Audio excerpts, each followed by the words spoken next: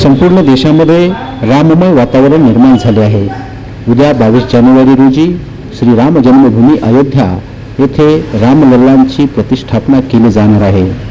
हा राष्ट्रीय अस्मितेचा सण साजरा करत असताना देशाच्या कानाकोपऱ्यामध्ये अतिशय उत्साहाचे वातावरण निर्माण झाले आहे. याच अनुषंगाने पंतप्रधान नरेंद्र मोदी यांनी श्री रामलल्ला प्रतिष्ठापना सोहळ्याच्या पार्श्वभूमीवर सर्व मंदिरांची स्वच्छता करावी अशा प्रकारचे आवाहन केले होते. या आवाहनाला संपूर्ण देशभरातून उत्स्फूर्त प्रतिसाद मिळाला. ठिकठिकाणी अनेक संघटना, अनेक संस्था, अनेक व्यक्तींनी मंदिरांच्या स्वच्छता मोहिमेचा कार्यक्रम राबवला. त्याच अनुषंगाने भारतीय जनता पक्षाच्या राष्ट्रीय सचिव पंकजा मुंडे यांनी आज परळी वैजनाथ येथे साई मंदिरामध्ये जाऊन साई मंदिरात स्वच्छता मोहीम राबवली. स्वतः पंकजा मुंडे यांनी साई मंदिर व परिसराची स्वच्छता केली.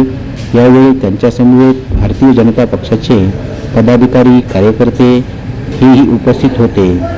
साई मंदिरात स्वच्छता मोहीम राबवल्यानंतर पंकजा मुंडे यांनी परळ येथे आयोजित करण्यात आलेल्या लोकोत्सव समितीच्या वतीने भव्य दिव्य शोभायात्रेमध्येही सहभाग नोंदवला.